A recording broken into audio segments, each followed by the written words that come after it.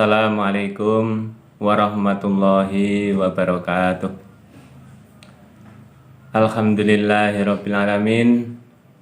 Anak-anak kita pada hari ini bisa bertemu lagi dalam proses belajar mengajar via daring. Mari kita mulai pelajaran kita pada pagi hari ini dengan membaca suratul Fatihah. Semoga kita semua, Bapak Ibu kalian di rumah beserta keluarga, oleh Allah selalu diberi kesehatan lahir dan batin. Semoga kalian bisa menyerap pelajaran ini dengan mudah dan lancar, serta diberi kepahaman oleh Allah Subhanahu wa Ta'ala. Al-Fatihah.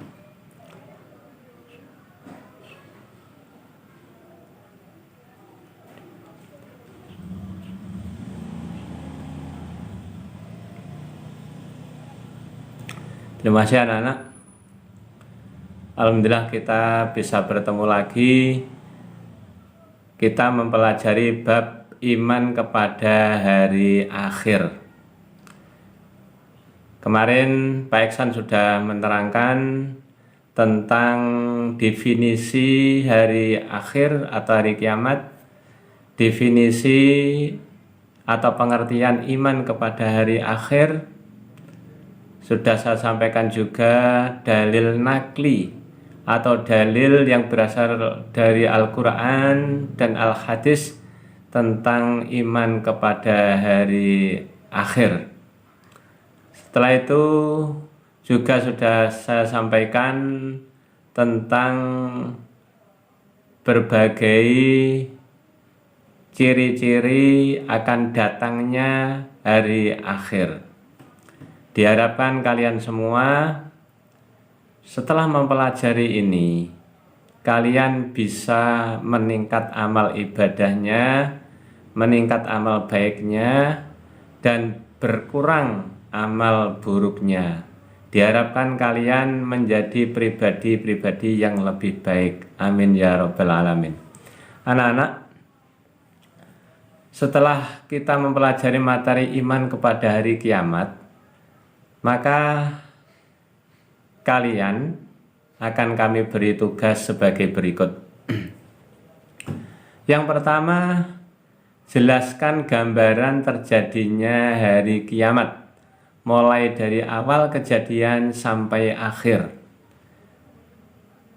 Maksudnya, kalian jelaskan kejadian hari kiamat itu mulai dari start sampai finish. Start iman pada hari akhir, start hari kiamat itu adalah ditiupnya trompet sangkakala oleh malaikat Israfil. Setelah itu kalian jelaskan di dalamnya ada berbagai macam peristiwa. Terus berakhir finish setelah manusia masuk ke dalam surga dan masuk ke dalam neraka. Itu finishnya. Ya, di antara dari tiupan trompet sangkakala malaikat Israfil, ini kalian jelaskan sampai terakhir masuk surga dan neraka.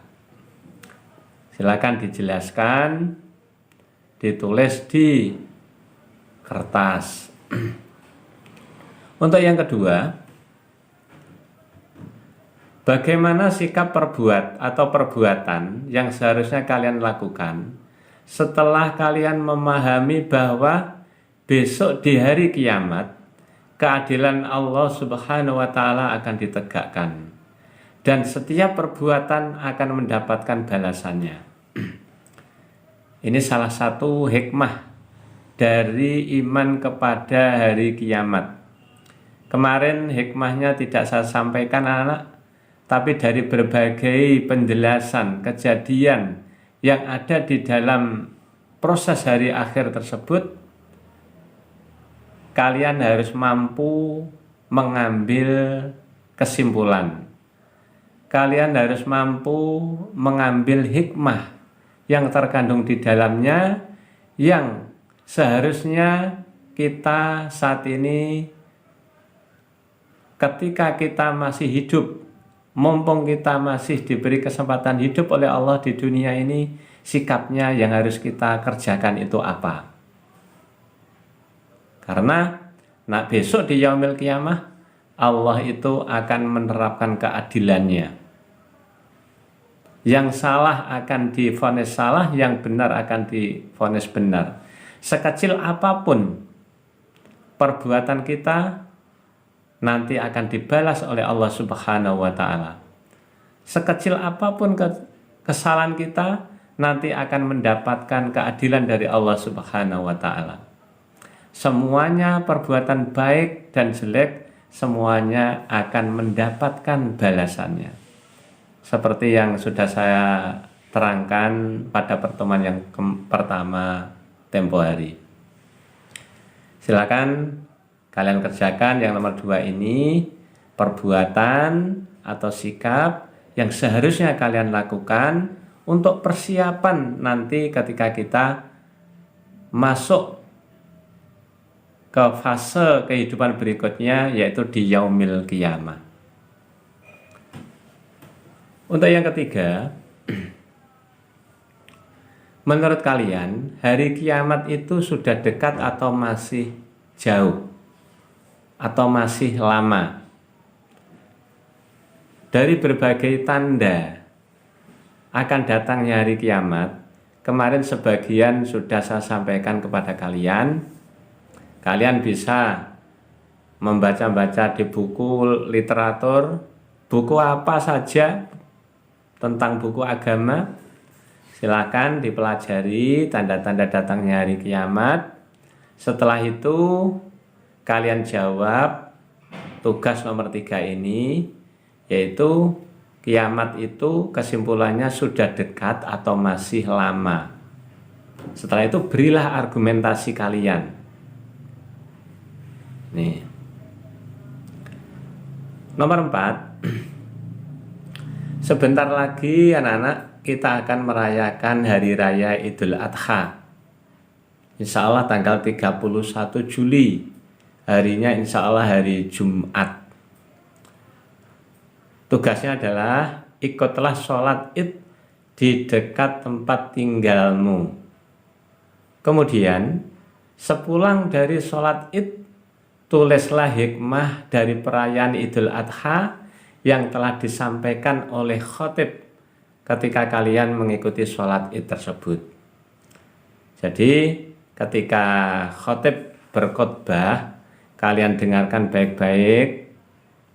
Saya ingatkan jangan dicatat di tempat kalian mengerjakan sholat, tapi cukup kalian dengarkan. Setelah itu, setelah pulang dari sholat id,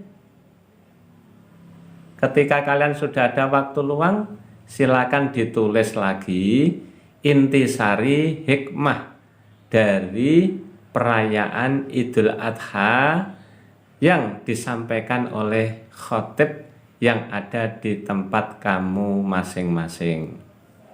Jadi nanti ada kemungkinan antara tempat satu dengan yang lain, desa satu dengan yang lainnya, kampung satu dengan yang lainnya, nanti hikmah yang ditulis mungkin tidak sama.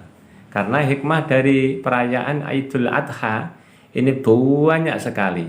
Mungkin ada khotib yang menjelaskannya lengkap, mungkin karena ada pandemi COVID-19 ini, khotib hanya menyampaikan sebagian saja.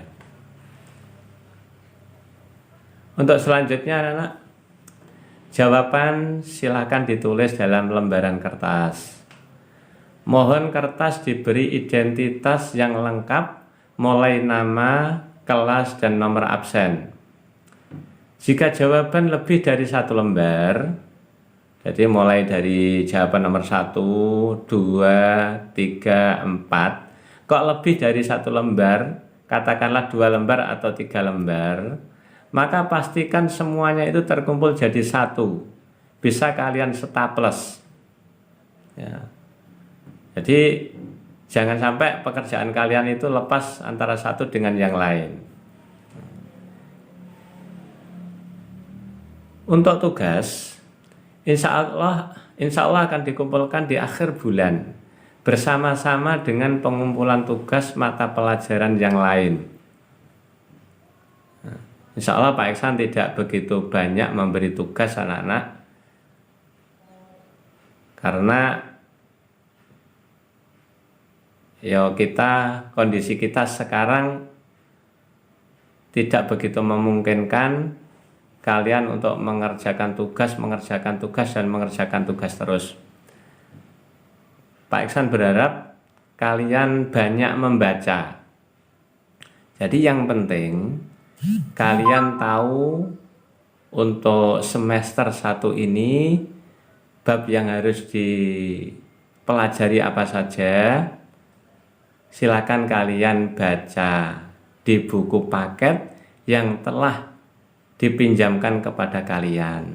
Setelah itu mungkin kalian punya kakak, kalian punya bapak dan ibu yang mempunyai buku dan kebetulan materinya ada yang sama. Silakan itu juga dibaca sebagai tambahan literasi buat kalian. Dan untuk tugas, sekali lagi, insya Allah nanti akan diumumkan dari sekolah untuk mengumpulkan tugas semua mata pelajaran, termasuk pelajaran pendidikan agama Islam. Anak-anak yang berbahagia, kira-kira begitu untuk pertemuan kali ini. Pak Iksan tidak menambah materi, tetapi Pak Iksan hanya memberikan tugas. Semoga kalian bisa mengerjakannya dengan baik. Untuk materi, selain dari YouTube yang diunggah oleh panitia di sekolah, Pak Iksan insya Allah akan menambah materi lewat grup WA kalian. Kalau ada video yang perlu Pak Iksan unggah, insya Allah akan kami unggah, saya sampaikan kepada kalian. Selanjutnya Pak Iksan juga memberi materi pada kalian lewat file Word. Ini dengan harapan apa?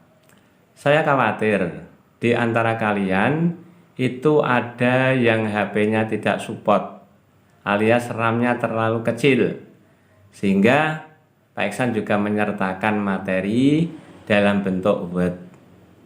Ketika HP kalian tidak bisa membaca, mungkin ada tulisan Arabnya, insya Allah di situ sudah saya tulis juga Quran suratnya apa, ayatnya berapa. Tinggal kalian mencari di rumah, karena saya yakin setiap kalian mempunyai Al-Quran. Tuhan anak, pertemuan hari ini selamat mengerjakan, semoga lancar dan kita semuanya semoga selalu diberi kesehatan oleh Allah Subhanahu wa Ta'ala. Ada kurang lebihnya, Pak Iksan mohon maaf. Akhirul kalam, wassalamualaikum warahmatullahi wabarakatuh.